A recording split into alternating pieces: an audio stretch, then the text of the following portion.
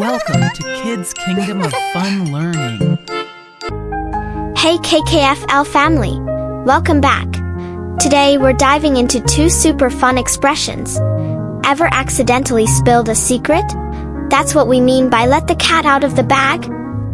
And what about feeling a bit nervous before a big event? That's when you might get cold feet. Let's explore these idioms and phrases with some exciting examples. Let's start with our first idiom, let the cat out of the bag. This means to reveal a secret accidentally. For example, if you tell your friend about a surprise party before it happens, oops, you let the cat out of the bag. Imagine your friend's face when they learn the surprise is ruined. Now let's talk about our phrase, get cold feet. This means to feel nervous or hesitant, especially before something big. Like before a school play, you might feel that tingle in your tummy. But remember, everyone feels this way sometimes. It's perfectly normal. So there you have it. Let the cat out of the bag and get cold feet.